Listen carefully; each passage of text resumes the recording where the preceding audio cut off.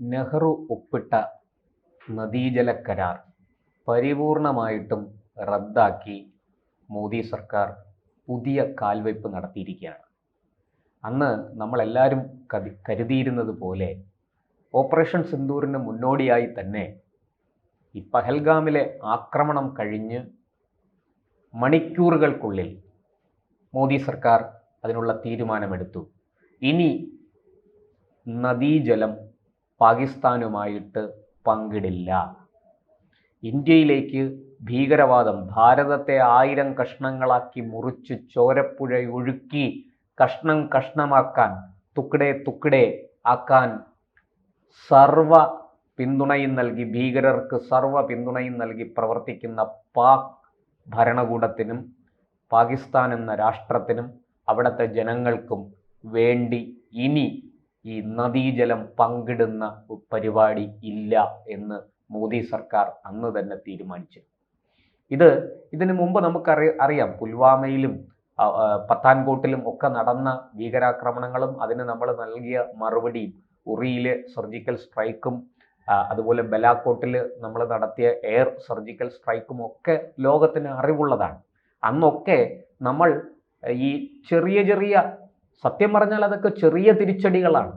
ഉറിയിലാകട്ടെ ബലാക്കോട്ടിലാകട്ടെ നമ്മൾ നൽകിയത് ചെറിയ തിരിച്ചടിയാണ്. ഒരു കനത്ത ആക്രമണം ഭാരതം നടത്തിയിട്ടില്ല. വളരെ കൃത്യമായിട്ട് അവരുടെ ഭീകര പരിശീലന കേന്ദ്രങ്ങൾ മാത്രം ലക്ഷ്യമിട്ട് പരിശീലനം സിദ്ധിച്ച ഭീകരന്മാരെ വധിക്കുകയും ആ പരിശീലന കേന്ദ്രങ്ങൾ നമ്മുടെ സൈന്യം തകർക്കുകയും ചെയ്തു. നമുക്ക് ലക്ഷ്യത്തിൽ ഒരു തെറ്റും പറ്റിയില്ല. ഒരു സിവിലിയൻ പോലും, ഒരു പാക് സിവിലിയൻ പോലും ഈ സംഭവത്തിൽ കൊല്ലപ്പെട്ടിട്ടില്ല. നമ്മുടെ സൈന്യത്തിൻ്റെ ഒരു വെടിയുണ്ട പോലും ലക്ഷ്യസ്ഥാനത്തല്ലാതെ മറ്റൊരിടത്ത് പതിച്ചിട്ടില്ല. അത്രയൊക്കെ കരുതൽ നമ്മൾ നടത്തിയിട്ടും നമ്മളോട് കാണിച്ച മനുഷ്യത്വരഹിതമായ നിന്ദ്യവും നീചവുമായ ക്രൂരകൃത്യം, നമ്മുടെ അമ്മമാരുടെ തിരുനെറ്റിയിലെ സിന്ദൂരം മായ്ക്കുന്ന ആ നീച പ്രവൃത്തി, അതിന് ഇനിയും ക്ഷമിക്കാൻ പറ്റില്ല. അത് നരേന്ദ്രമോദി സർക്കാരിൻ്റെ തീരുമാനമാണ്. എന്തായാലും ആ തീരുമാനത്തിൻ്റെ ഫലമായിട്ട് നദീജല കരാറിൽ നിന്ന് ഭാരതം ഏകപക്ഷീയമായിട്ട് പിന്മാറി. ഇനി ലോകത്ത് ഒരു ശക്തി അതിനെതിരെ നിലപാടെടുത്താലും ശരി, ഭാരതം തീരുമാനം ഉപേക്ഷിക്കില്ല, അതിലൊരു മാറ്റവും വരുത്തില്ല എന്ന് നമ്മുടെ പ്രധാനമന്ത്രി തന്നെ അസന്നിഗ്ധമായിട്ട് പ്രഖ്യാപിച്ചു. അദ്ദേഹം ഒരു മുന്നറിയിപ്പ് കൊടുത്തതാണ്, വെള്ളവും രക്തവും ഒരുമിച്ചൊഴുകില്ല എന്ന്. അന്നൊന്നും പാക് ഭരണകൂടത്തിന് അതിൻ്റെ അർത്ഥം മനസ്സിലായില്ല, അല്ലെങ്കിൽ മനസ്സിലായില്ലെന്നവർ നടിച്ചു. ഇനി അത് വേണ്ട. ഇപ്പോഴിതാ എല്ലാവരും കരുതിയത് ഈ നദീജല കരാറിൽ നിന്ന് പിന്മാറി, പക്ഷെ ഈ നദിയിലൂടെ ഒഴുകി വരുന്ന ജലം നമ്മൾ തടഞ്ഞു നിർത്തിയാൽ എങ്ങോട്ട് വിടും? വലിയ വെള്ളപ്പൊക്കം ഉണ്ടാകും. അപ്പോൾ നമ്മളിപ്പോൾ അങ്ങനെ പെട്ടെന്നൊന്നും ഈ നദീജല കരാറിൽ നിന്ന് നമുക്ക് പിന്മാറാൻ കഴിയില്ല എന്ന് ലോകത്തെല്ലാവർക്കും അറിയാം, നമുക്കും അറിയാം. ഇപ്പോഴിതാ അതിൻ്റെ ആദ്യത്തെ പടിയായിട്ട് നരേന്ദ്രമോദി സർക്കാർ ലാർസൻ ആൻഡ് ടുബ്രോ LNT എന്ന് പറയുന്ന കമ്പനിയോട് ഒരു DPR സമർപ്പിക്കാൻ നിർദ്ദേശിച്ചിരിക്കുകയാണ്. സിന്ധു നദിയെ രാജസ്ഥാനുമായിട്ട് ബന്ധിപ്പിക്കുന്ന, അതായത് ബിയാസ് നദിയുമായിട്ട് ബന്ധിപ്പിക്കുന്ന ഒരു 14 കിലോമീറ്റർ നീളം വരുന്ന തുരങ്കം നിർമ്മിക്കാൻ പോവുകയാണ്. ആ തുരങ്കം നിർമ്മിക്കുന്നതിൻ്റെ DPR സമർപ്പിക്കാനാണ് LNTയോട് നിർദ്ദേശിച്ചിരിക്കുന്നത്. ഈ DPR അടുത്ത വർഷം ആദ്യം ജനുവരി അല്ലെങ്കിൽ ഫെബ്രുവരിയോടുകൂടി അത് സമർപ്പിക്കും. അത് സമർപ്പിച്ചു കഴിഞ്ഞാൽ ഉടൻ തന്നെ തീരുമാനമെടുക്കും. ഈ സിന്ധു നദിയെ ബിയാസ് നദിയുമായിട്ട് ബന്ധിപ്പിക്കും. തുടർന്ന് അവിടുന്ന് കനാലുകളിലൂടെ രാജസ്ഥാനിലേക്ക് വെള്ളം എത്തിക്കാനാണ്.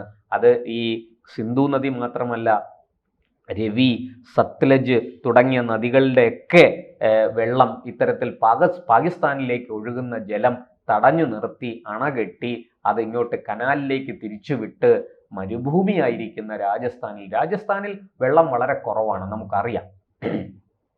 രാജസ്ഥാനിലെ നല്ലൊരു പ്രദേശത്ത് കൃഷിയുണ്ട്, പക്ഷേ അവർക്ക് വെള്ളം വേണ്ട രീതിയിൽ കിട്ടുന്നില്ല. ഇപ്പോൾ നർമ്മദയിൽ നിന്ന് വരുന്ന വെള്ളമാണ് നമ്മൾ സബർമതിയിലും മറ്റുമൊക്കെ തടഞ്ഞു നിർത്തിയിട്ട് അത് വലിയ മോട്ടോർ എഞ്ചിനുകൾ ഉപയോഗിച്ച് ആ വെള്ളം മുകളിലേക്ക് രാജസ്ഥാൻ പീഠഭൂമി നമ്മുടെ ഗുജറാത്തിനേക്കാൾ കുറെ കൂടെ ഉയർന്നു കിടക്കുന്ന പ്രദേശമാണ്. അവിടേക്ക് അടിച്ചു കയറ്റുകയാണ്. വലിയ രീതിയിൽ ഊർജം അതിനുവേണ്ടി നമ്മൾ ചെലവഴിക്കുന്നുണ്ട്. ഇവിടെ നമുക്ക് വളരെ ചെലവ് കുറഞ്ഞ രീതിയിൽ ഈ തുരങ്കങ്ങളിലൂടെയും കനാലുകളിലൂടെയും മുകളിലെ വെള്ളം, അതായത് നമ്മൾ ഈ പറയുന്ന സിന്ധു, രവി, സത്ലജ്, ബിയാസ് തുടങ്ങിയ നദികളിൽ നിന്ന് ജലം നമുക്ക് ഇനി താഴേക്ക് ഒഴുക്കിക്കൊണ്ടുവരാൻ സാധിക്കും. രാജസ്ഥാന് ആവശ്യമുള്ള ജലം, കൃഷിക്ക് ആവശ്യമുള്ള ജലം നമുക്ക് നൽകാനാകും. ഇത് നമ്മുടെ ഈ തീരുമാനം ഇത്തരത്തിൽ ഈ DPR പരിശോധിക്കാനും മുന്നോട്ട് പോകാനും വേണ്ടിയിട്ട് മന്ത്രിമാരുടെ ഒരു സമിതിയെ വരെ നിയോഗിച്ചു കഴിഞ്ഞു മോദി സർക്കാർ എന്നുള്ളതാണ്. ഈ 14 കിലോമീറ്റർ തുരങ്കം നിർമ്മിക്കുന്ന സ്ഥലത്ത് ചില വെല്ലുവിളികളൊക്കെ ഉണ്ട്. നമുക്ക് അവിടുത്തെ പാറയുടെ ഉറപ്പ്, മണ്ണിന്റെ ഘടന ഒക്കെ നോക്കേണ്ടതുണ്ട്. അപ്പോൾ അതെല്ലാം പരിശോധിച്ച് വളരെ വേഗത്തിൽ, ഇനിയിപ്പോൾ നമുക്കറിയാം ഏതാനും മാസങ്ങളേ ഉള്ളൂ, ഈ വരുന്ന 3-4 മാസത്തിനുള്ളിൽ റിപ്പോർട്ട് സമർപ്പിക്കാനാണ് LNTയോട് നിർദ്ദേശിച്ചിരിക്കുന്നത്. അവിടെ ഇനി തുരങ്കം നമുക്ക് അവിടെ സാധിക്കില്ല എന്നുണ്ടെങ്കിൽ അത് ഭൂമിക്കടിയിലൂടെ വലിയ പൈപ്പുകൾ, വലിയ വ്യാസമുള്ള പൈപ്പുകൾ സ്ഥാപിച്ച് അതിലൂടെ ജലം ഒഴുക്കിക്കൊണ്ടുവരാനായിരിക്കും. ഈ സിന്ധു നദിയിൽ നിന്ന് ബിയാസ് നദിയിലേക്ക് ജലം ഒഴുക്കാനായിരിക്കും അടുത്ത, അതായത് ഒരു പ്ലാൻ B എന്ന് തന്നെ പറയാം. ഒരു പക്ഷേ തുരങ്കം നിർമ്മിക്കാൻ സാധിച്ചില്ല, അതിന് വലിയ വെല്ലുവിളികളുണ്ട്. അവിടുത്തെ മണ്ണിന്റെ ഉറപ്പും പാറയുടെ ഘടനയും ഒക്കെ പ്രതികൂലമാണെങ്കിൽ ഇത്തരത്തിൽ കൂറ്റൻ പൈപ്പുകൾ സ്ഥാപിച്ച് വെള്ളം ബിയാസ് നദിയിലേക്ക് എത്തിക്കാനായിരിക്കും ശ്രമം എന്ന് നമുക്കിതിൽ നിന്ന് മനസ്സിലാക്കാം. എന്തായാലും ഈ മന്ത്രിതല സമിതി വളരെ ദ്രുതഗതിയിൽ, വളരെ വേഗത്തിൽ ഈ കാര്യങ്ങൾ പരിശോധിച്ച് നടപടികളുമായിട്ട് മുന്നോട്ട് പോവുകയാണ്. LNTയുടെ റിപ്പോർട്ട് കിട്ടിയാൽ ഉടൻ തന്നെ തീരുമാനം കേന്ദ്ര സർക്കാർ എടുക്കും എന്നാണ്.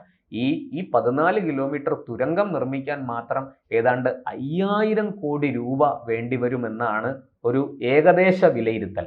കൃത്യമായ DPR വന്നാൽ മാത്രമേ അതിൻ്റെ കൃത്യമായ തുകയെക്കുറിച്ച് നമുക്ക് അറിയാൻ സാധിക്കുകയുള്ളൂ. ഇപ്പോൾ സർക്കാർ വൃത്തങ്ങൾ നൽകുന്ന സൂചന 5000 കോടി രൂപ ഈ തുരങ്ക നിർമ്മാണത്തിന് ചെലവാകും എന്നാണ്.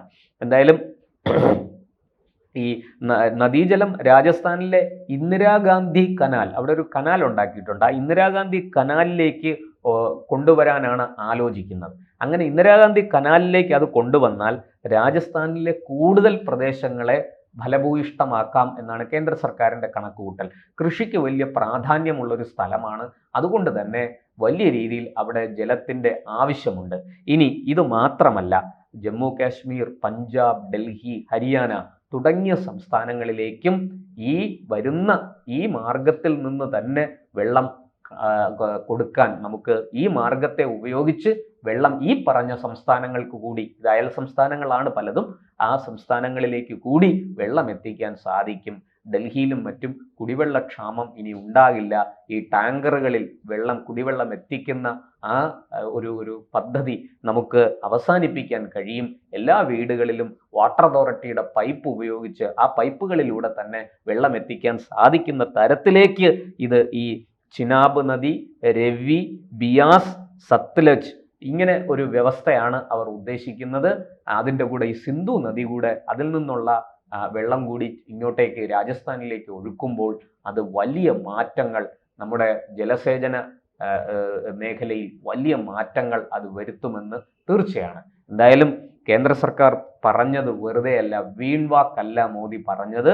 വളരെ കൃത്യമായിട്ട് ഈ പറഞ്ഞതുപോലെ പാകിസ്ഥാനെ ആടാപടലം പൂട്ടാനുള്ള കുരുക്കാണ് അല്ലെങ്കിൽ പൂട്ടാണ് മോദി സർക്കാർ തയ്യാറാക്കിക്കൊണ്ടിരിക്കുന്നത്. ഒരു കാരണവശാലും ഇതിൽ നിന്ന് സർക്കാർ പിന്നോട്ട് പോകില്ല എന്ന് അസന്നിഗ്ധമായി, ഇനി UN അല്ല, അന്താരാഷ്ട്ര കോടതിയല്ല, ഇനി ആരൊക്കെ വന്നാലും ശരി, എന്തൊക്കെ എതിർപ്പുകൾ ഉയർന്നാലും ശരി, ഇതിൽ നിന്ന് ഒരു ഇഞ്ച് പോലും പിന്നോട്ട് പോകില്ല എന്ന് ഉറപ്പിച്ച് സധൈര്യം മുന്നോട്ട് പോവുകയാണ് മോദി സർക്കാർ.